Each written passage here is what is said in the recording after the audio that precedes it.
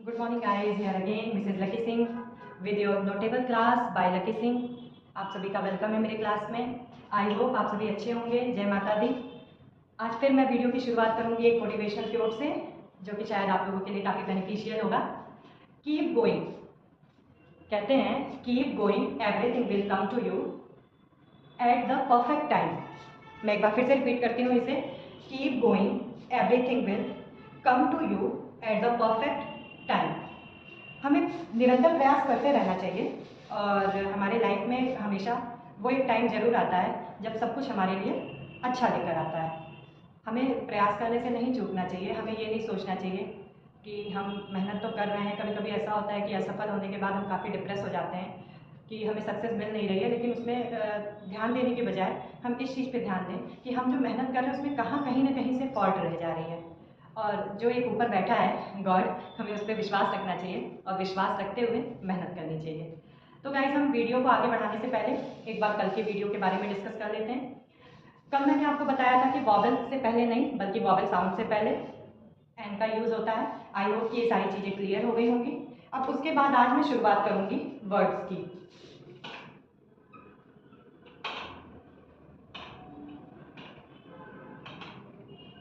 Words जिसे हिंदी में हम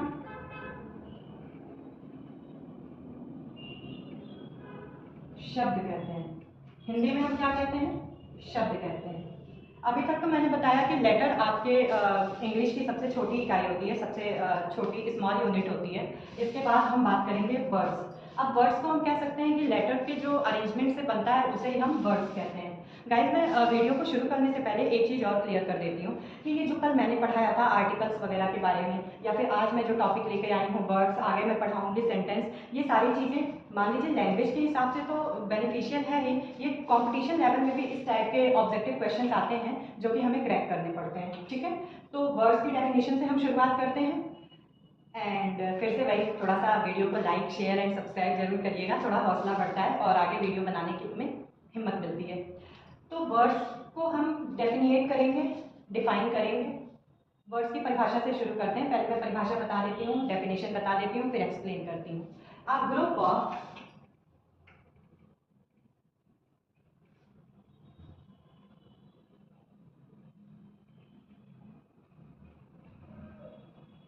a group of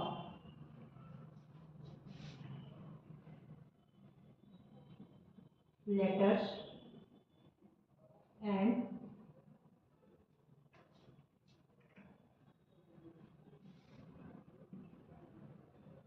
vowel sounds। मैंने बोला guys, a group of letters and vowel sounds make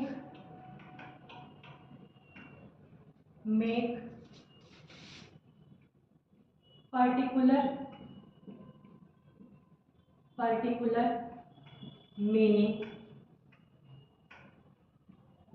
meaning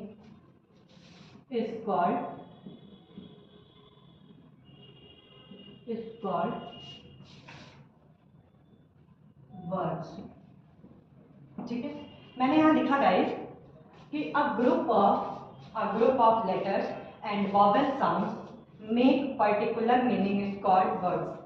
guys, जब मैंने ये चीज यहाँ पे लिखा कि वर्ड्स के बारे में मैं आज पढ़ाऊंगी, कहीं ना कहीं से दिमाग में वो चीज तो आई होगी कि वर्ड्स का मतलब ये है कि जो लेटर का ग्रुप होगा, लेकिन एक्चुअली जो डेफिनेशन होती है या एक्चुअली जो इसका मतलब होता है वो ये होता है a group of letter and vowel sounds make particular meaning is called words.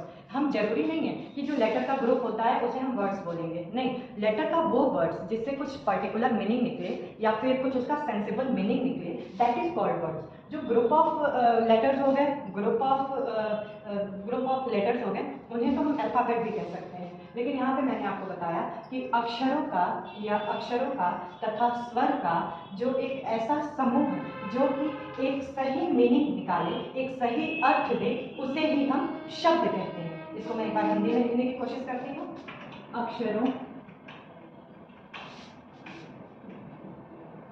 अक्षरों तथा स्वरों का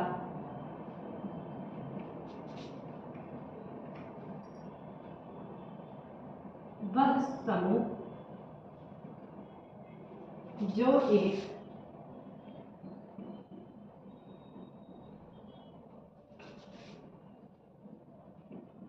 सही अर्थ दे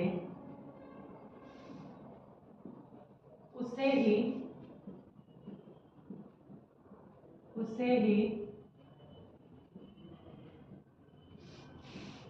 शब्द कहते हैं।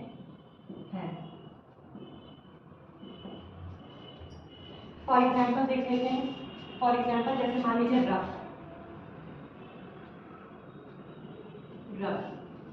ये क्या हो गया, वर्ड का सही एग्जाम्पल हो गया। और अगर हम इसको ऐसे लिख दो URGH, कोई इसका मीनिंग निकलता है? नहीं निकल रहा है, इसका मतलब ये शब्द नहीं है। आई होप कि आप लोगों का इतना कॉन्सेप्ट क्लियर होगा। और हाँ, अभी मैं थोड़ी देर पहले कंपटीशन लेवल की बात कर रही थी, तो वाकई कंपटीशन लेवल में इससे रिलेटेड आता है, क्योंकि मैं ये कहूँगी कि वर्ड्स का जो डेफिनेशन होता है वो डेफिनेटली नहीं आता है, लेकिन इसका रीअरेंजमेंट, हमें जब सही ज्ञान होगा इसके बारे में, सही नॉलेज होगा, तभी हम वर्ड को अच्छी तरीके से रीअरेंज कर पाएंगे। क्योंकि रीअरेंज का आप मिनिमम मान के चलिए 1 से 2 नंबर का कंपटीशन में आना ही आना है रीअरेंज का वर्ड्स के लिए, ठीक है। तो अगर डेफिनेशन लिखनी होगी तो अभी फिलहाल आप स्क्रीनशॉट ले लीजिएगा। आगे के वीडियोस में मैं आपको PDF भी प्रोवाइड कराया करूँगी, लेकिन हाँ कुछ दिनों के बाद। तो स्क्रीनशॉट ले लीजिए, फिर इसके आगे मैं शुरू करूँगी sentence.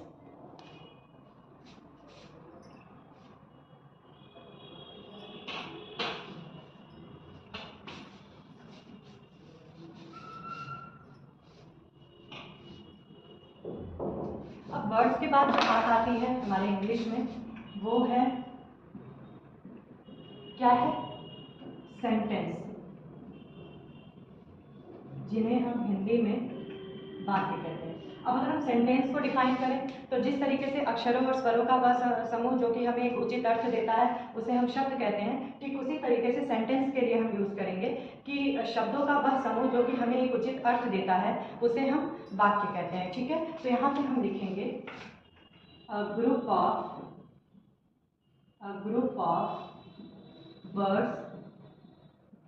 of words which containing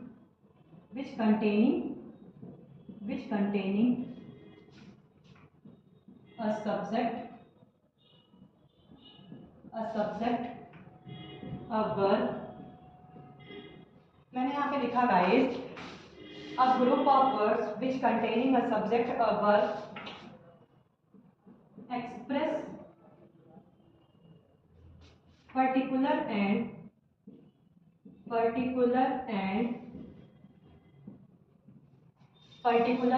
and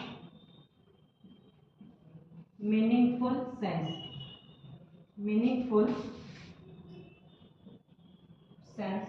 is called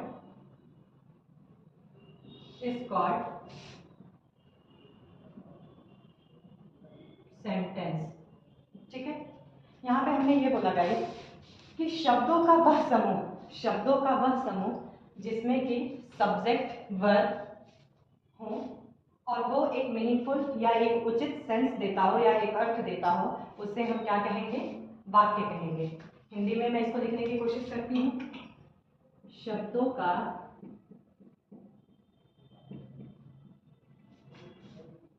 वह समूह जिसमें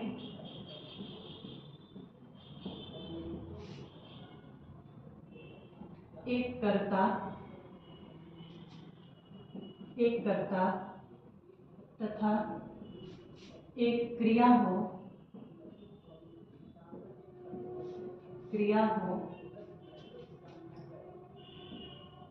तथा एक उचित अर्थ निकले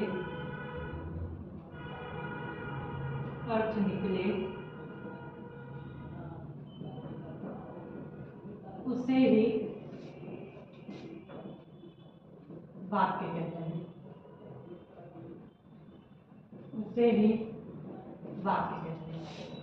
एग्जाम्पल देखते हैं।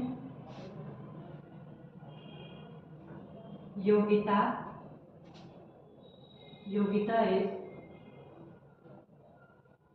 Going to dance club.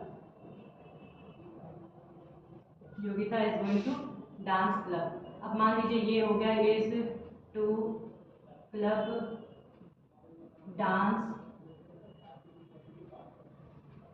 Yogita. कहीं ना कहीं से वर्ड्स का ग्रुप तो ये भी है, वर्ड्स का ग्रुप तो ये भी है, लेकिन चूंकि ये हमें उचित अर्थ निकल के नहीं दे रहा है इसलिए ये सेंटेंस नहीं कहा जाएगा। और ये उचित अर्थ दे रहा है कि Yogita actually Yogita is my favourite student. Favourite तो काफ़ी है लेकिन उसमें से एक है। Yogita is going to dance club तो हो जाएगा कि योगिता डांस क्लब जा रही है। इसका मतलब ये है कि एक मीनिंगफुल सेंस निकल रहा है, तो that is called sentence. Competition में इस तरीके से क्रैक करने के लिए भी आता है। अब आज के वीडियो के लिए बस इतना ही। कल के वीडियो में मैं पढ़ाऊंगी अ सब्जेक्ट, अ वर्ब, ये सारी चीज़ें मैं क्लियर करूंगी। उसके बाद प्रेडिकेट आएगा जो कि सेंटेंस का एक पार्ट होता है। सेंटेंस को हम दो तरीके से पढ़ते हैं, एक पार्ट के रूप में पढ़ते हैं, एक काइंड के रूप में पढ़ते हैं। तो मैं कल पहले पार्ट क्लियर करूंगी, फिर उसके बाद काइंड भी क्लियर करूंगी। आई होप वीडियो पसंद आई हो तो like, share and subscribe. Thank you so much.